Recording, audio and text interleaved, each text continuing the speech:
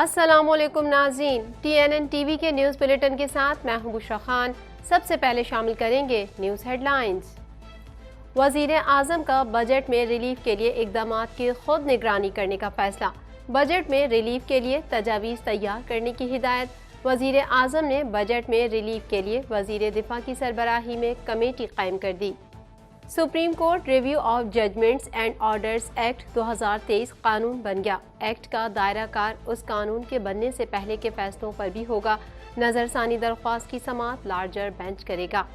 ملکی معیشت مستحکم کرنے کے لیے کوشاں ہیں۔ وزیر خزانہ اسحاق ڈار کا کہنا ہے کہ اسلامک بینکنگ کے لیے مؤثر اقدامات کر رہے ہیں۔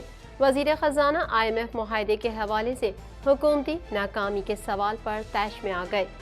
نواز شریف نے عالمی دباؤ کے باوجود پاکستان کو ایٹمی قوت بنایا۔ مریم نواز کا لبرٹی چوک لاہور پر یوم تکبیر کی تقریب سے خطاب۔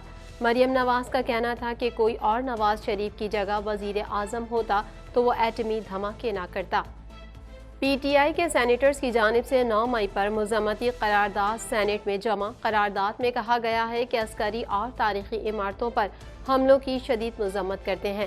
ایوان 9 مئی کو ہونے والے واقعات کی مذمت کرتا ہے۔ کینیڈین وزیر اعظم کا سستے رہائشی مکانات کے حوالے سے بڑا اعلان۔ جسٹن ٹروڈو کا کہنا ہے کہ نیا طویل المدتی انفراسٹرکچر منصوبہ تیار کریں گے۔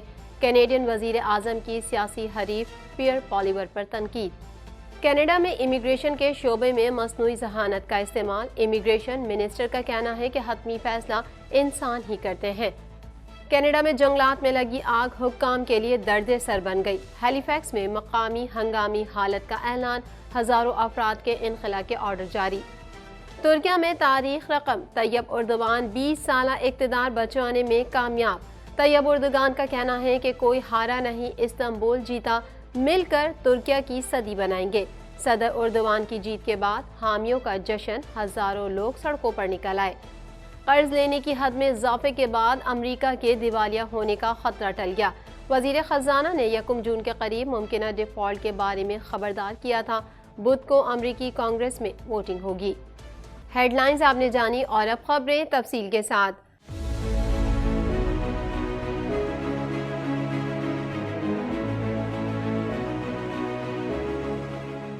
1.25 کروڑ کی آبادی پر مشتمل کراچی میٹروپولیٹن سٹی میں صحت کے حوالے سے ہسپتال تو بہت، لیکن فزیو تھراپی سینٹر نایاب ہیں۔ الحمدللہ ہم نے اس کمی کو پورا کرتے ہوئے گلستان جوہر میں زبیداس فزیو تھراپی سینٹر کا آغاز کر دیا ہے۔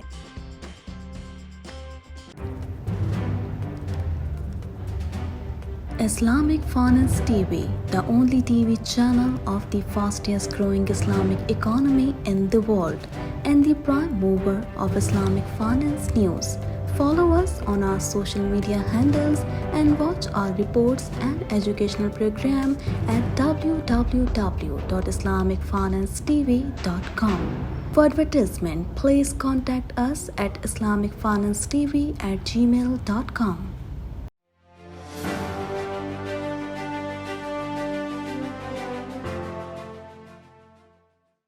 وزیر اعظم شہباز شریف نے بجٹ میں ریلیف کے لیے تمام اقدامات کی خود نگرانی کرنے کا فیصلہ کیا ہے۔ مزید جانتے ہیں اس رپورٹ میں۔ وزیر اعظم شہباز شریف نے بجٹ میں ریلیف کے لیے تمام اقدامات کی خود نگرانی کرنے کا فیصلہ کیا ہے۔ میڈیا رپورٹ کے مطابق بجٹ میں ریلیف کے لیے تجاویز تیار کرنے کی ہدایت کی گئی ہے۔ وزیر اعظم ریلیف کے قابل عمل تجاویز کو بجٹ کا حصہ بنانے کی ہدایت کریں گے۔ وزیر اعظم تنخواہوں، پینشن، جاری اخراجات، سبسڈیز تجاویز پر بریفنگ دیں گے۔ ذرائع کے مطابق وزیر اعظم شہباز شریف نے بجٹ پر تمام وزارتوں، ڈویژن سے تجاویز پر خود بریفنگ دیں گے۔ بریفنگ دینے سے قبل انہوں نے بجٹ میں ریلیف کے لیے تجاویز تیار کرنے کی ہدایت جاری کی ہے۔ ذرائع نے بتایا کہ وزیر اعظم شہباز شریف ریلیف کے قابل تجاویز کو بجٹ کا حصہ بنانے کی ہدایت کریں گے اور تنخواہوں، پینشن، جاری اخراجات، سبسڈیز تجاویز پر بریفنگ دیں گے۔ ذرائع کا کہنا ہے کہ وزیر اعظم شہباز شریف ترقیاتی بجٹ، زراعت، IT شعبے اور برآمدات میں اضافے کے لیے بریفنگ دیں گے۔ ذرائع نے مزید بتایا کہ وزیر اعظم نے بجٹ میں ریلیف کے لیے وزیر دفاع کی سربراہی میں کمیٹی قائم کی ہے۔ Supreme court review of judgments and orders act 2023 قانون بن گیا۔ اس نئے قانون کے تحت نواز شریف اور جہانگیر ترین 60 دن کے اندر اپنی سزا کے خلاف اپیل دائر کر سکیں گے۔ مزید جانتے ہیں اس رپورٹ میں۔ Supreme court review of judgments and orders act 2023 قانون بن گیا۔ اس نئے قانون کے تحت نواز شریف اور جہانگیر ترین 60 دن کے اندر اپنی سزا کے خلاف اپیل دائر کر سکیں گے۔ ایکٹ کے تحت 184(3) کے فیصلے کے خلاف 60 روز کے اندر اپیل دائر کی جا سکے گی۔ Supreme court attorney general Pakistan نے ریویو آف ججمنٹ ایکٹ 2023 کی کاپی اور نوٹیفیکیشن سپریم کورٹ میں جمع کروا دیا۔ یہ قانون جمعے سے نافذ ہوگا۔ ایکٹ کے تحت نظر ثانی درخواست کی سماعت لارجر بینچ کرے گا۔ لارجر بینچ میں ججز کی تعداد مرکزی کیس کا فیصلہ سنانے والے ججز سے زیادہ ہوگی۔ آرٹیکل 184 کے تحت مقدمات کی نظر ثانی درخواستوں میں سپریم کورٹ اپیل کی طرز پر سماعت کرے گی۔ ایکٹ کا دائرہ کار اس قانون کے بننے سے پہلے کے فیصلوں پر بھی ہوگا۔ ایکٹ کا دائرہ کار سپریم کورٹ اور ہائی کورٹس کے فیصلے اور رولز پر بھی ہوگا۔ ایکٹ نافذ ہونے کے بعد نواز شریف اور جہانگیر ترین بھی ایکٹ سے فائدہ اٹھا سکیں گے۔ دوسری جانب سپریم کورٹ آف پاکستان نے پنجاب انتخابات کے معاملے پر الیکشن کمیشن کی نظر ثانی درخواست پر سماعت ملتوی کر دی۔ چیف جسٹس پاکستان عمر عطا بندیال کی سربراہی میں 3 رکنی بینچ نے پنجاب میں انتخابات کے فیصلے کے خلاف الیکشن کمیشن کی نظر ثانی اپیل پر سماعت کی۔ دوران سماعت چیف جسٹس نے اٹارنی جنرل کو مخاطب کرتے ہوئے کہا کہ جارحانہ مزاجی کسی کی مدد نہیں کرتی، گریز کریں، تحقیقات کرانی ہیں تو طریقہ کار سے آئیں۔ وفاقی وزیر خزانہ اسحاق ڈار صحافی کی جانب سے IMF معاہدے کے حوالے سے حکومتی ناکامی کے سوال پر طیش میں آ گئے۔ مزید تفصیلات اس رپورٹ میں۔ وفاقی وزیر خزانہ اسحاق ڈار صحافی کی جانب سے IMF معاہدے کے حوالے سے حکومتی ناکامی کے سوال میں طیش پر آ گئے۔ صحافی نے وزیر خزانہ سے سوال کیا کہ کیا IMF سے معاہدہ نہ ہونا آپ کی ناکامی ہے، جس پر انہوں نے جواب دیا کہ کیا پاکستان ڈیفالٹ ہو گیا ہے؟ پاکستان نے ہر انٹرنیشنل پیمنٹ کی ہے۔ وفاقی وزیر خزانہ اور سینیٹر اسحاق ڈار نے کہا کہ ملکی معیشت کو مستحکم کرنے کی کوشش کر رہے ہیں۔ اسلامک کیپٹل مارکیٹ کانفرنس سے خطاب کرتے ہوئے وفاقی وزیر خزانہ کا کہنا تھا کہ کیپٹل مارکیٹ کے فروغ کے لیے اہم اقدامات کیے جا رہے ہیں۔ دنیا میں اسلامک فائنینسنگ تیزی سے بڑھ رہی ہے۔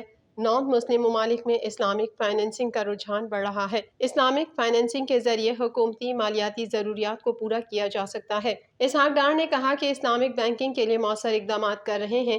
یہ کانفرنس اسلامک فائنینسنگ میں ہمارے مستقبل کے لیے مشعل راہ ہے۔ اسلامک بینکنگ کا نظام ہمارے مستقبل کو بہتر بنانے میں مدد دے گا۔ تمام اسلامی ممالک کے اشتراک سے معاشی چیلنجز سے نکل سکتے ہیں۔ وزیر خزانہ نے کہا کہ پاکستان میں 2022 میں اسلامک فائنینسنگ کی گروتھ 29% ریکارڈ ہوئی۔ پاکستان میں 6 اسلامک بینک اور 16 بینکوں میں اسلامک بینکنگ کی فرنچائزز ہیں۔ پاکستان میں اسلامک بینکنگ اثاثوں کا حجم 7.2 ٹریلین روپے ہے۔ پاکستان میں اسلامک بینکنگ میں ڈپازٹ کا حجم 5.2 ٹریلین روپے ہے۔ انہوں نے کہا کہ رپورٹ کے مطابق 16,000 سے زائد ادارے اسلامک فائنینسنگ کے لیے ہیں۔ مجموعی طور پر 570 اسلامک بینک اور اسلامک فائنینسنگ کی گروتھ 17% ہے۔ 2026 تک اسلامک فائنینسنگ کا حجم $5 ٹریلین تک پہنچ جائے گا۔ پاکستان میں اسلامک فائنینس کا حجم $42 ارب ہے۔ بعد ازاں صحافی نے پوچھا کہ آپ کو پہلی بار مشکل معاشی حالات ملے اور آپ معیشت سنبھال نہیں پا رہے، جس پر اسحاق ڈار نے جواب دیا کہ آپ نے جو فیصلہ دینا ہے دے دیں، میں بعد میں دیکھ لوں گا۔ بعد ازاں وزیر خزانہ اسحاق ڈار نے نئے بجٹ، IMF سے متعلق اور مفتاح اسماعیل کے بیان کے حوالوں سے سوالوں کا جواب دینے سے گریز کیا اور گاڑی میں روانہ ہو گئے۔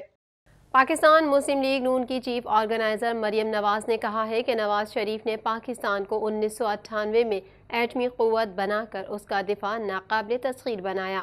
مزید احوال اس رپورٹ میں۔ پاکستان مسلم لیگ نون کی چیف آرگنائزر مریم نواز نے کہا ہے کہ نواز شریف نے پاکستان کو 1998 میں ایٹمی قوت بنا کر اس کا دفاع ناقابل تسخیر بنا دیا۔ انہوں نے کہا کہ عوام ملک بنانے والوں کو یاد رکھتے ہیں، ملک میں آگ لگانے والوں کو نہیں۔ اگر 1998 میں کوئی اور نواز شریف کی جگہ وزیر اعظم ہوتا تو وہ ایٹمی دھماکہ نہ کرتا، بالٹی میں منہ چھپا لیتا۔ لبرٹی چوک لاہور پر یوم تکبیر کی تقریب سے خطاب میں مریم نواز نے کہا کہ یہی وجہ ہے کہ نواز شریف کے ساتھی آج بھی اس کے ساتھ سیسا پلائی دیوار کی طرح کھڑے ہیں۔ قیادت کا فرق دیکھنا ہو تو 28 مئی 1998 دیکھو اور دوسری طرف 9 مئی 2023 دیکھو۔ 9 مئی کو ہر پاکستانی کا سر شرم سے جھک گیا۔ مریم نواز نے یہ بھی کہا کہ ایٹمی اثاثوں کی حفاظت کرنے والی پاک فوج کو اور متحد ہو کر مشکلات کا سامنا کرنے والی قوم کو سلام پیش کرتی ہوں۔ ان کا کہنا تھا کہ 1998 میں نواز شریف نے پوری دنیا کا دباؤ جھیلا، امریکی صدر بل کلنٹن نے پابندیوں سے ڈرایا، نواز شریف نے پابندیوں کا مقابلہ کیا، عالمی دباؤ کے باوجود پاکستان کو ایٹمی قوت بنایا۔ دوران تقریب مریم نواز نے نعرہ تکبیر لگوائے اور شرکاء کو 25ویں یوم تکبیر کی مبارکباد پیش کی، ساتھ ہی پاکستانی سائنسدانوں اور انجینئرز کو سلام پیش کیا۔ نون لیگی چیف آرگنائزر نے کہا کہ بھارت نے ایٹمی دھماکے کیے تو نواز شریف باکو کے دورے پر تھے، وہاں انہیں بتایا گیا تو انہوں نے فوراً پاکستان فون کیا اور پوچھا پاکستان کو ایٹمی جواب دینے کے لیے کتنے دن درکار ہیں۔ نواز شریف کو بتایا گیا کہ 17 دن درکار ہیں۔ انہوں نے کہا کہ اس دورانیے میں پوری دنیا نے حکومت پاکستان سے کہا کہ دھماکے نہ کرنا، تاریخ گواہ ہے 17 دن بعد اس وقت کے وزیر اعظم نے چاغی میں ایٹمی دھماکے کیے۔ مریم نواز نے کہا کہ نواز شریف نے ایٹمی دھماکوں کے بعد لگنے والی پابندیوں کا مقابلہ کیا اور پاکستان کا پرچم جھکنے نہیں دیا۔ اس کو لیڈرشپ کہتے ہیں، اس کو دھرتی کا بیٹا کہتے ہیں۔ نون لیگی چیف آرگنائزر نے کہا کہ نواز شریف کو کوئی مدت پوری نہیں کرنے دی گئی، دفاع سے ترقی تک ہر جگہ نون لیگی قائد کا نام نظر آتا ہے۔ نواز شریف دور کے ترقیاتی منصوبے نکال دو تو ملک میں صرف کھنڈرات بچتے ہیں۔ انہوں نے کہا کہ اس کے مقابلے میں گیدڑ کو دیکھو، جس پر مشکل وقت آیا تو اس نے امریکہ کے پاؤں پکڑ لیے، لوگوں کو کہتا رہا امریکی سازش ہو گئی، ہم غلامی نہیں حقیقی آزادی چاہتے ہیں۔ پی ٹی آئی کے سینیٹرز کی جانب سے 9 مئی کے واقعات سے متعلق مذمتی قرارداد سینیٹ میں جمع کروا دی گئی۔ مزید جانتے ہیں اس رپورٹ میں۔ پی ٹی آئی کے سینئرز کی جانب سے 9 مئی کے واقعات سے متعلق مذمتی قرارداد سینیٹ میں جمع کروا دی گئی۔ قرارداد میں کہا گیا ہے کہ عسکری اور تاریخی عمارتوں پر حملوں کی شدید مذمت کرتے ہیں۔ یہ ایوان 9 مئی کو جی ایچ کیو جناح ہاؤس پر ہونے والے پرتشدد حملوں کی شدید مذمت کرتا ہے۔ جناح ہاؤس لاہور میں کور کمانڈر رہائش پذیر ہے، اسے بھی آگ لگا دی گئی تھی۔ بانی پاکستان قائد اعظم محمد علی جناح کے قیمتی سامان کو بھی نذر آتش کیا گیا، جبکہ شہداء کی یادگاریں بھی جلا دی گئیں۔ قرارداد میں مزید کہا گیا کہ تاریخی عمارتوں، مساجد اور اسکولوں کو آگ لگائی گئی اور نقصان پہنچایا گیا۔ یہ ایوان اپنے اداروں کے ساتھ اظہار یکجہتی اور غیر متزلزل حمایت کرتا ہے۔ مسلح افواج، سیکیورٹی ایجنسیز اور بڑے پیمانے پر ان واقعات سے متاثر ہونے والے عوام کے ساتھ یکجہتی کا اظہار کرتے ہیں۔ میڈیا رپورٹ کے مطابق تحریک انصاف سے تعلق رکھنے والے سینیٹرز نے 9 مئی کے واقعات کی مذمت کرتے ہوئے اس حوالے سے مذمتی قرارداد سینیٹ میں جمع کروا دی۔ ان سینیٹرز میں فیصل سلیم، سیمی ایزدی، فلک ناز چترالی، زرقا سہروردی اور دیگر شامل ہیں۔ قرارداد جمع کرانے کے بعد سینیٹرز نے پارلیمنٹ ہاؤس میں پریس کانفرنس بھی کی۔ اس موقع پر سینیٹر فیصل سلیم نے کہا کہ 9 مئی کے واقعات کی بھرپور مذمت کرتے ہیں۔ ہم نے ایوان بالا میں قرارداد جمع کرائی ہے، دفاعی تنصیبات کو نشانہ بنایا گیا، ہم اس پر شرمندہ ہیں۔ مزید خبریں بھی بلیٹن کا حصہ ہوں گی اس بریک کے بعد۔